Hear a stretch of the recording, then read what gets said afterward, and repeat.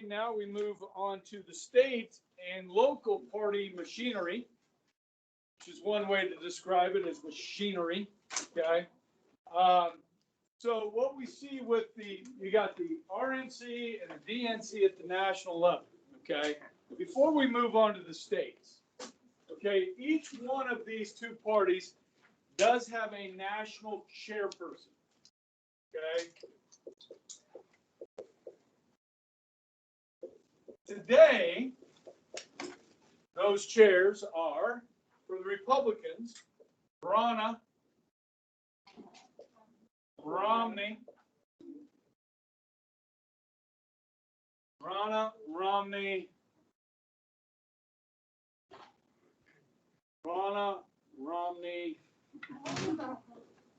what's her last name? McDaniel.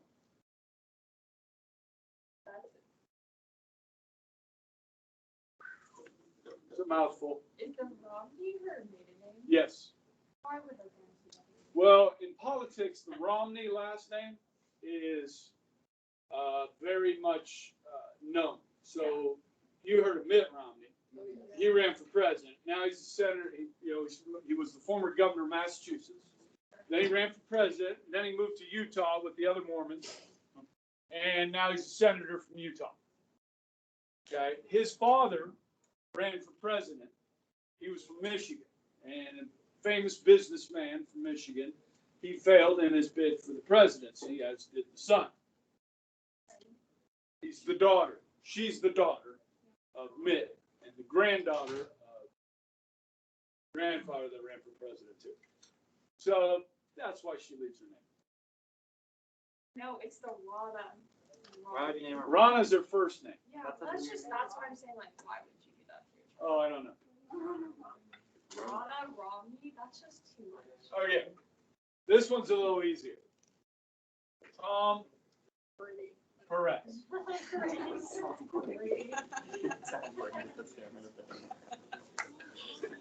Yes. Okay. If you want it, I feel like. Now, these national chairpersons, okay, their job, well, actually, they're elected for 4-year terms, okay? In their main job, they have two main jobs, okay? Is to win the presidency and control of Congress, and to raise money, and to create party unity. That's 3. Okay, that's 3. So the national parties run the conventions and raise money. The chairs, their job is to win, okay, and raise money. Okay, now, this is an interesting job, being the chair of these two parties, okay? If we go back to 2016, and you look at the Republicans, you had a lot of people, like 15 Republicans that were running. And, you had Ted Cruz, Marco Rubio were among the front runners. And then this, millionaire businessman throws his name in the ring. Right? You think the party leaders of the RNC, you had Jeb Bush, the former governor of Florida. These like senators, important people in the Republican Party. Do you think the RNC wanted Donald Trump to win the nomination? No, that was not their guy. Their guy was actually Jeb Bush. He was actually a 2-term governor, very successful governor of the state of Florida, one of the largest states in the country. Perfect fit for the presidency. He's moderate, he's well-spoken, he's married to an Asian woman.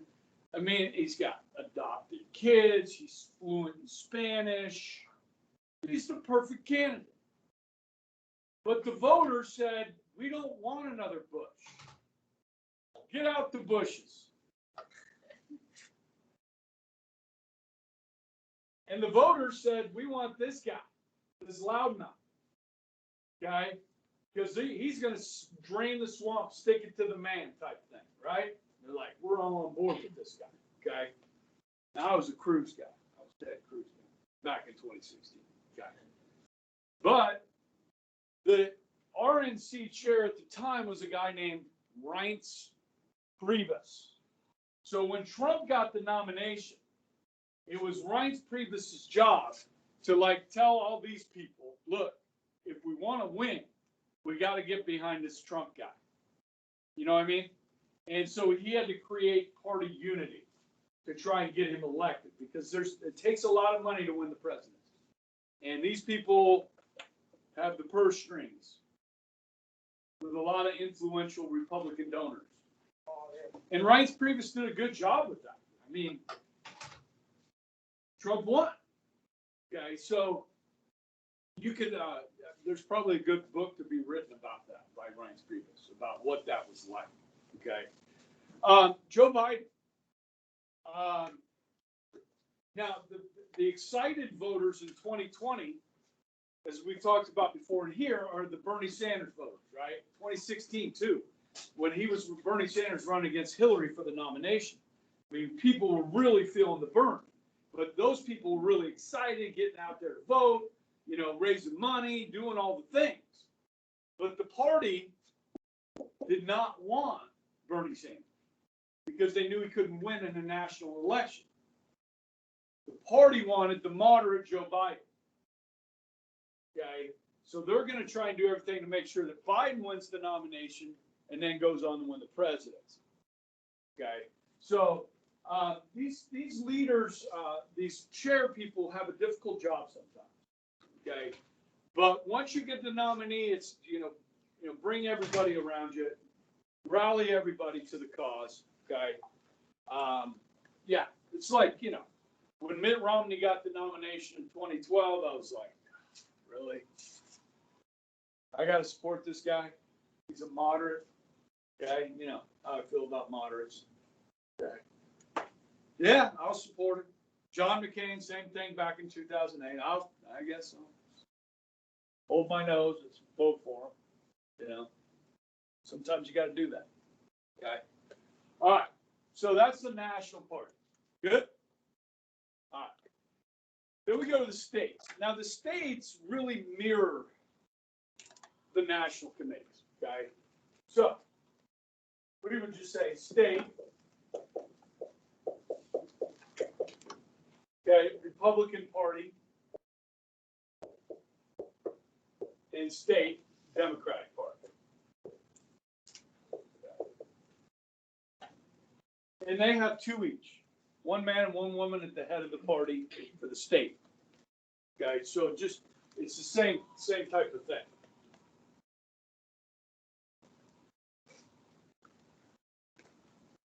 So not really a lot to discuss there. I mean, there is a there's two chair people of the Republican Party in Kansas and two chair people of the Democratic Party in Kansas. Okay, they're the heads of the state party. Okay, then when you get to the local, this is where it gets a little more interesting. Okay.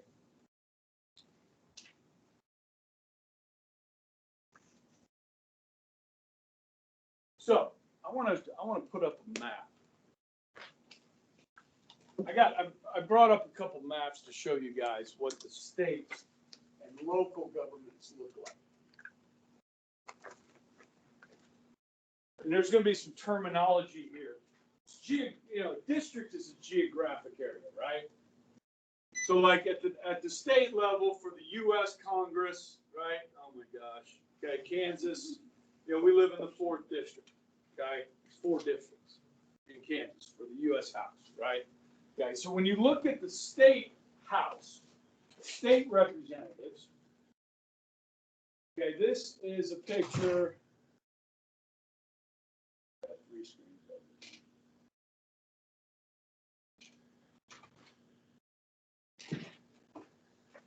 So these are the people that go to Topeka that we elect. Okay, so this is the state of Kansas, and you got 120 seats in the Kansas House. Okay, this is the Wichita metro area, so it's blown up here. Okay, so you've got several, depending on where you live, Okay, these districts are drawn. Okay, and then you got Topeka Metro and the Kansas City Metro. Okay, so if you live in a small town out in western Kansas, your district's going to be bigger. It's all split up by population. Okay, so what northwest Wichita, which a lot of you live, will be in here.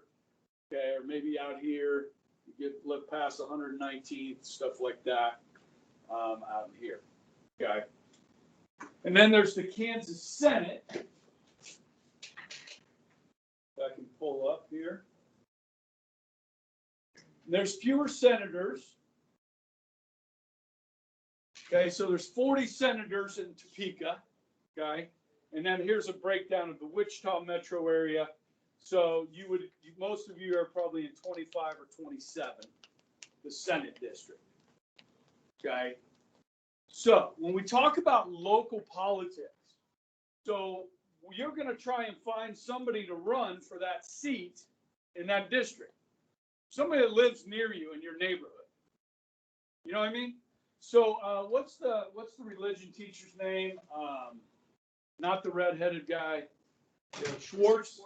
Schwartz. Okay. His father-in-law represented my district in the House. Okay, which would be, I can't really blow this up, but I'm up like near Bel Air. Okay, so I live, K96 is running around here somewhere. So probably this district right here, his father-in-law. Okay, so they live like within a mile or two from your house, Jim. Okay, so the state parties and the local parties are the ones where you draw people to run for those offices. Okay, they supply members. Okay, now at the local level, guys, the Republican Party at the local level in Wichita is referred to as the Wichita Pachydermy Club. You guys know what a pachyderm is? Say it. It's an elephant. What's the symbol of the Republican Party? An elephant. So they call it the Sedgwick County Pachydermy Club. That's the Republican Party of Sedgwick County. Okay. And every week, I think every Friday, they have a luncheon down at the Petroleum Club downtown. On the top floor there, they have like a little, it's a pretty big room where they set up tables and you can buy lunch and they bring in somebody to speak.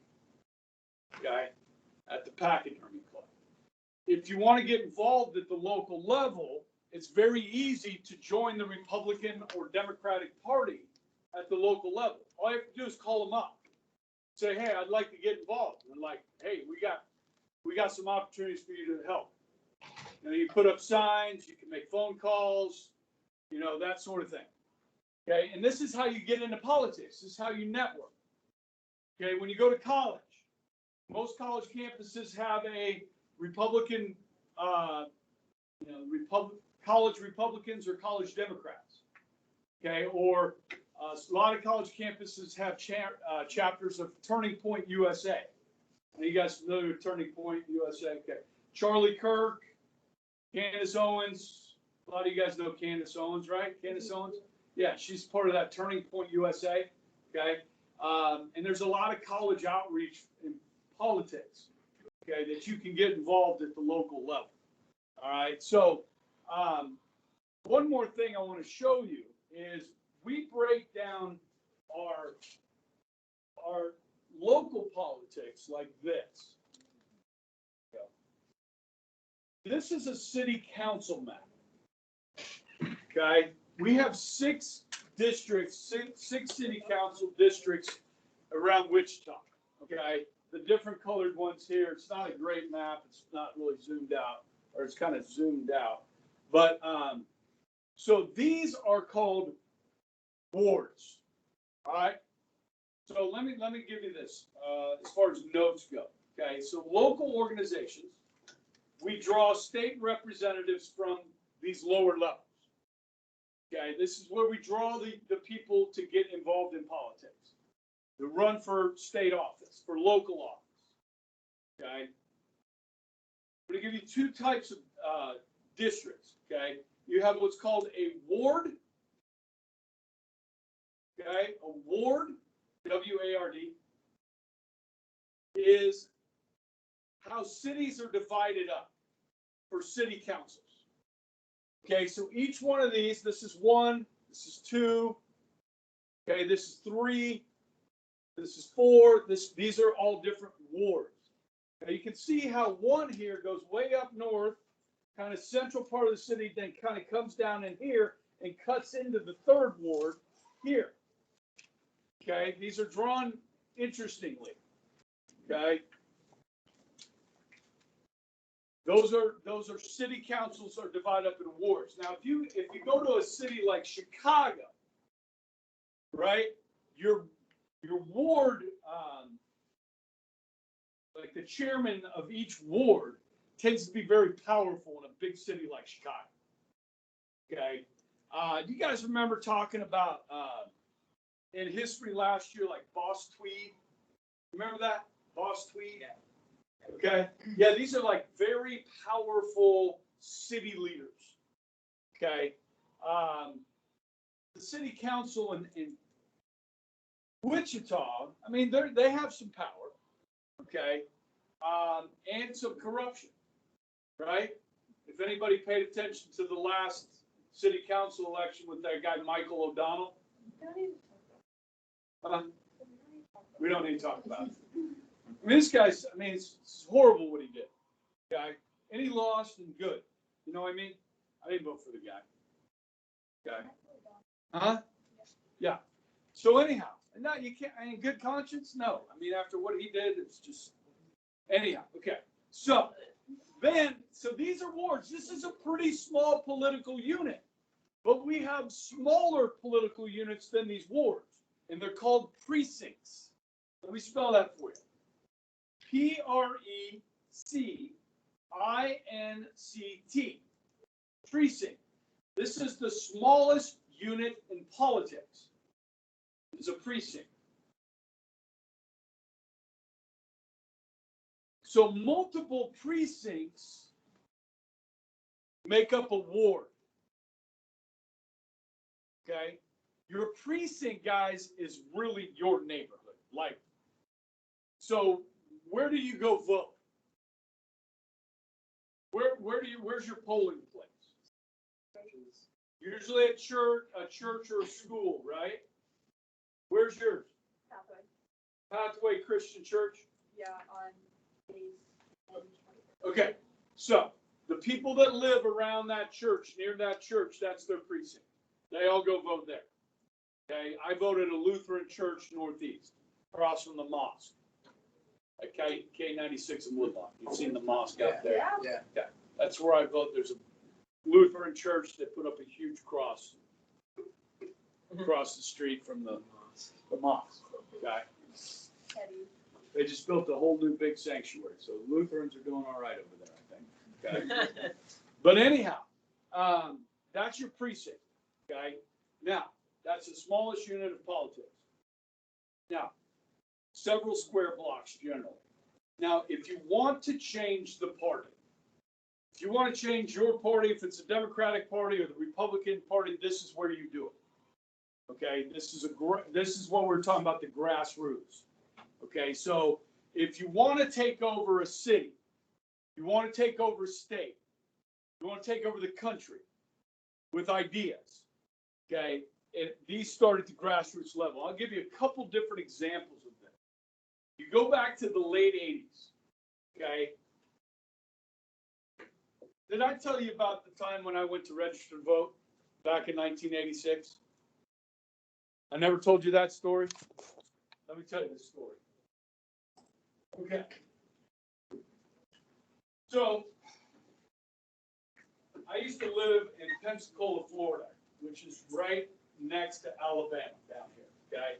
And as I told you guys about this area is called the Redneck Riviera, or, LA, Lower Alabama. All right, the beaches are really nice along this area all the way to Panama City. So all the way along here, you have incredibly beautiful beaches. Okay, and some of you that have been to Alabama, Just go a little bit further and you go to Orange Beach and Gulf Shores, just right over there. Okay, beautiful beaches. But anyhow, I went to junior college. It's not even on the map, is it? Yeah, there it is. In Marianna, Florida. The Chipola Junior College. So I graduated from high school when I was 17. Went to Chipola. When I turned 18, I went to register to vote. This is a small North Florida town, just 30 miles from the Alabama border. Okay? I go in to register to vote. City Hall, because that's the only place you used to be able to vote. Register, City Hall. Okay, now you can register online. Okay. Now, even in Georgia. Okay. Now. Yeah. Okay, now. Don't get me started. I go in to say, I want to register to vote, and the lady says, okay, would you like to register as a Republican or a Democrat? And I said, well, I think I want to register as a Republican. She said, are you sure? And I'm like, yeah, I think she says, I'm sorry, I didn't mean to offend you. It's just, you may not have anybody to vote for. This was 1986. Everybody was a Democrat.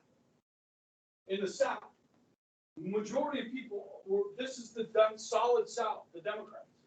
Okay, in fact, I dated a girl, Meredith, at Chipola Junior College. And her dad was a state representative in Tallahassee, and he was a Democrat. Meredith is still a Democrat. Okay, we're friends on Facebook. She's a lawyer now, lives in Tallahassee. Okay.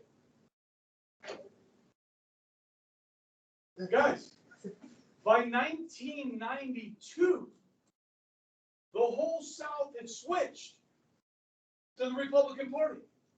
I was just a little bit ahead of the curve. Okay. I worked on Jeb Bush's campaign back, I think it was 86. I worked on his campaign for governor. He lost. Okay. But then by 1990, or whenever, he won. You know what I mean? Because the South started to change. How did that happen? Well, this is really a grassroots movement of Christians called the Christian Coalition. Okay, and these are more of your Protestant, Southern Baptists, hardcore Methodists, throw some Lutherans in there, some Presbyterians. You know what I'm saying? These are the Southerners. There's just not a ton of Catholics in the South. You understand? There's just not like there is here. Okay, I sent one of my pitchers to pitch at Troy University in Troy, Alabama. Okay, Austin Woodard. I don't know if any of you guys know the Woodard clan. Sent him down there. He's Catholic, I'm like, hey, I don't know. I don't know if there's any other Catholics down there. Okay, but there was a Catholic church in Troy, Alabama, so he was okay. All right, but guys, the whole thing switched. And what were people talking about? They were talking about abortion. They were talking about gay rights. This is the 80s, not early 90s. You know what I'm saying? This isn't 2020 where everybody's woke. I'm serious. Like, you talking about gay rights, guys? Donald Trump is the most pro-gay Republican president we've ever had. And so was Barack Obama, who ran for president in 2008. Obama did, against gay marriage. Most people don't know that. When Hillary ran in 08, she was opposed to gay marriage. Most people don't know that. All this stuff has switched in the last 12 years, including the Republican Party, for a lot of Republicans. Okay? So you talk about gay friendly. Trump was more gay friendly than any Republican president ever, probably more than any Democratic president ever. Okay, because times have changed. You know what I mean? But in the late 80s and early 90s, that Christian coalition that went to work electing people at the precinct, the ward level, okay, then the state legislatures, we get to guys 1994, the Republicans take back both houses of Congress for the first time in 40 years. And this was done through basically the Christian coalition moving the Republican Party to the right on social issues. Okay? And they won major majorities and elected several presidents. Okay? So, now how did Obama get elected? See, the Democrats did the same thing. Does anybody know what Obama did for a job before he became a politician? Okay, he's an educated, a constitutional lawyer. He taught at Harvard, Georgetown, one of the two, for a little or somewhere. Okay, and then he moved to Chicago. Okay, and what he did there is he was a community organizer. Community organizer. All right, here, working in the wards of Chicago to organize people to get out to register to vote, to press for certain issues in their communities, to get people actively involved. Okay? There was an organization called Acorn. And Acorn sprung up in big cities, urban areas all over the country. And the Democratic Party and Obama's and others were behind this movement of community organizing. And this really drove out the vote in 2008, where they were getting people registered. Okay, so we saw the largest turnout in a long, long time in this country in 2008, especially amongst African Americans. Okay, and it was because of this community organizing at the local level. Guys, that takes a lot of hard work. It takes a lot of foot soldiers. You know what I mean? But it can be done. Okay, so in 2008, Democrats took back both houses of Congress and won the presidency. Okay, and it was done through this community organizing at the grassroots level, at the precinct level. Okay. All right. So from the bottom up. All right. Now Trump was a little different, right? Trump was like from the top down, a populist. Okay. That's like Teddy Roosevelt was. Teddy Roosevelt drew people down. Okay, Trump attracted not just Republicans, but he attracted blue-collar Democrats to him based on his message. Okay, so that was more of a top-down approach rather than, as you go back to the 80s, late 80s and early 90s, it was more of a grassroots approach. And of course, Obama was a cult of personality as well. You know what I mean? People adored President Obama. The media adored President Obama for sure. Okay, so I mean that was kind of a top-down approach too, but certainly the grassroots stuff helped. Okay, all right. So let's. We've talked about the political parties, right, and national, state, and local. All right. Now, these parties have reduced power today. Okay, we're going to look at reasons why the parties have decreased in power. New header. Reasons why the parties have decreased in power and influence. They're not as important today as they used to be.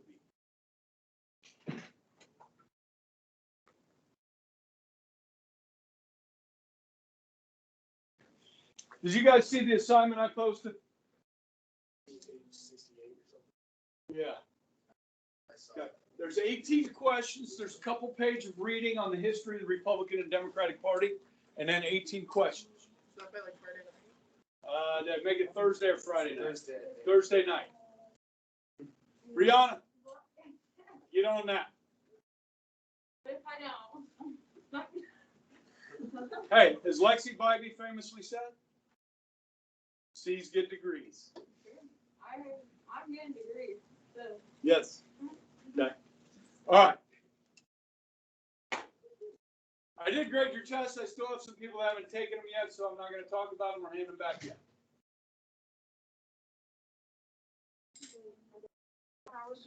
Likewise.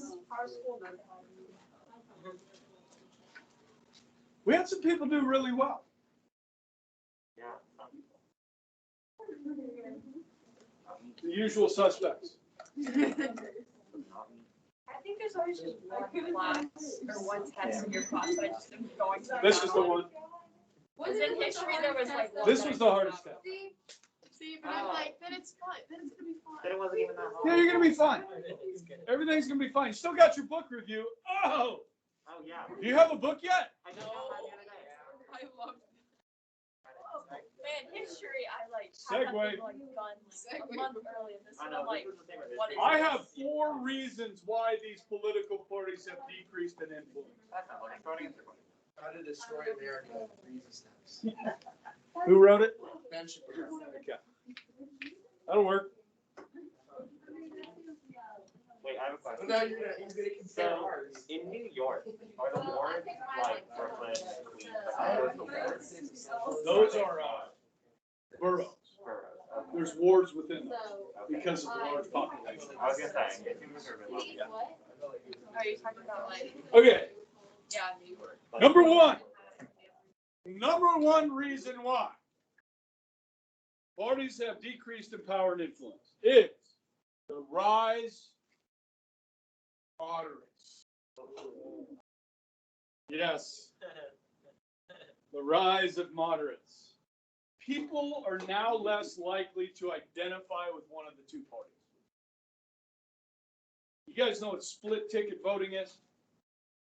So you go in to vote, you got your Republican candidates, you got your Democratic candidates.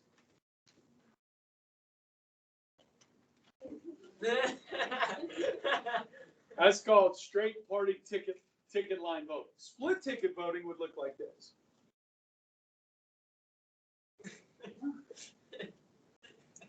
Okay? Now, obviously you need to be informed. But we just talked about a city council member that was a piece of poop. Okay? And news broke about what he had done, and I had the opportunity to vote for that guy. Now, what I just did was, this is the city council election. That's what my ballot looked like. I just didn't vote for that seat. Okay. Now, I have voted for Democrats.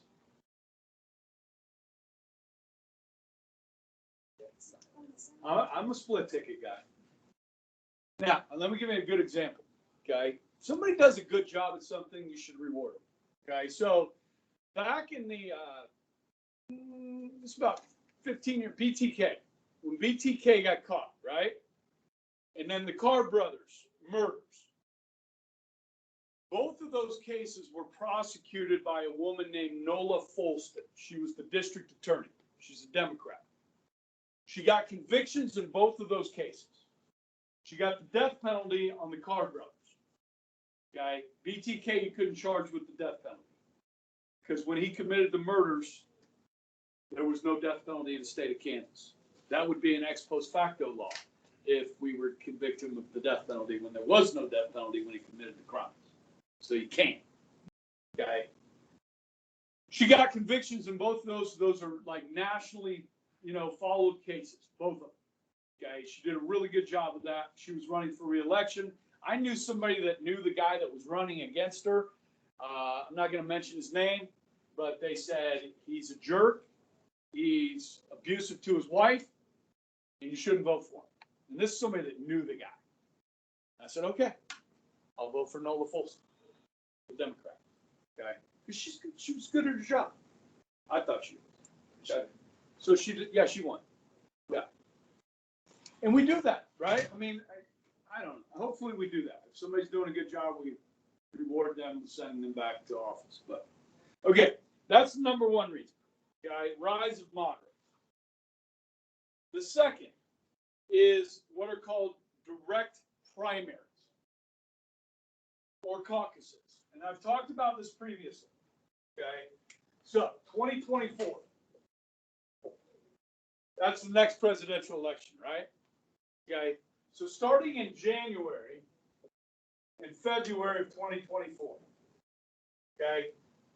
Likely Biden will not run again, but hey, who knows? Okay. So what you could see is both parties, Republicans and Democrats, both with a bunch of candidates, let's say 15 each, running for president. I don't think Trump will run again. I don't know. Huh? You think Ron DeSantis? I think DeSantis is positioning himself very well. Yes. Yeah, he's got my vote right now. Although I'm still a Ted Cruz guy. Yeah, I think it was. All right. So you get it, Ron DeSantis, the governor of Florida. You get the governor of Texas, Jim Abbott. Other names. And then the Democrats, Bernie, maybe one more time. Maybe. Third time the charm. Okay. Kamala Harris, right? Or a number of other people.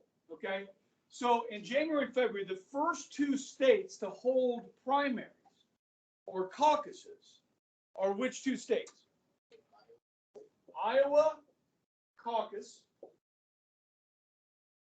and the New Hampshire primary.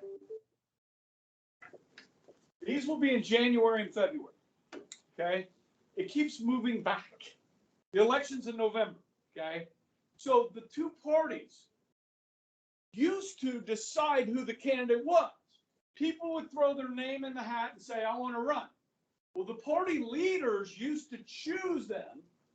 Okay, so you go January, then you get March, April, May, June, July. Okay, Kansas has its caucus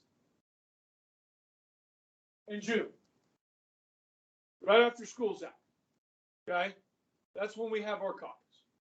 All right, other states in between there. So it goes from New Hampshire, you go to South Carolina, Michigan, okay, and then down here in July you get California, okay. In July you get Nebraska, North Dakota, South Dakota, Oklahoma. They all go at the same time. Okay.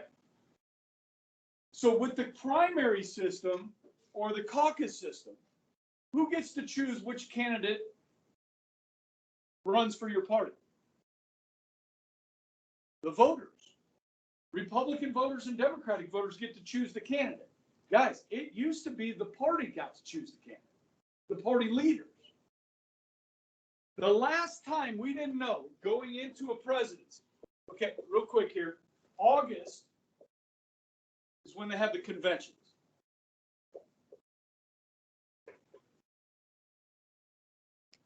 And then they hit the road, right? They go run, have presidential debates, and then the election.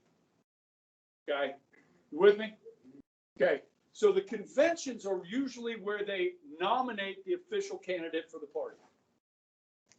Now, with some of these elections, we'll know by April who the nominee is going to be. Some, it won't be until July. When Obama and Hillary were running for the Democratic nomination in 2012, it went all the way to July before we knew whether it was going to be Obama or Hillary. And Obama got the nod. Okay. The last time we didn't know going into August who the nominee was going to be for a major party was 1976, Kansas City. Republicans. Okay. Gerald Ford had replaced Richard Nixon when he resigned from office. Became president. He's from Michigan. Okay, he used to play offensive line on the University of Michigan football team. Gerald Ford. He wasn't very popular. Republicans are like, should we put him up? We got this guy in California, the governor of California. He's a former actor, the head of the Actors Screen Guild Union. He's the governor, and people just love this guy, Ronald Reagan. So going into this 1976 convention, we didn't know whether it was going to be Reagan or Ford. Okay, Mr. Barber was there in the room. He was volunteering for the Republican Party in Kansas City as security at the convention. Okay, you can see that. I believe it. Yeah, so he was there, and they went with Ford, and Ford lost to the peanut farmer Jimmy Carter. Okay, so since then, this primary system takes that power out of the hands of the two parties. Like I said earlier, the Republican Party did not want Trump to be the nominee in 2016. You know what I mean? If it was up to them, it would have been Jeb Bush. I know. Get out the bushes, right? That's what Jesse Jackson said. All right. So that has really decreased these parties' power, is letting the voters choose. Now, guys, you live in a closed primary state. So if you're registered as a moderate, an independent, you cannot vote in these primaries in Kansas.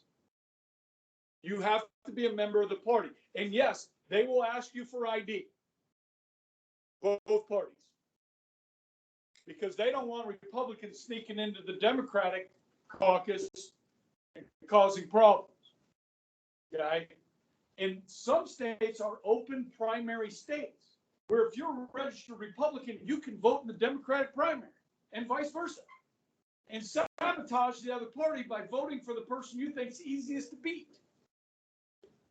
Shenanigans. Okay? So that's the second reason why these parties have decreased in power. The third is television and the internet. One of the 5 functions of a political party, the first one I gave you was the informative function, where you inform voters on issues. You don't need the parties for that anymore. You have the internet. You want to know about how this one party stands on any issue? Google it. You can find out.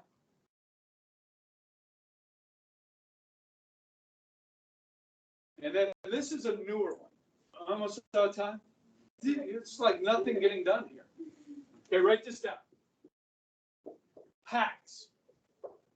Political Action Committees. Okay. PACs. And I will save the discussion of PACs for tomorrow. You good? Sorry, I kind of got off there on tangents. I don't know. It's all pretty focused on what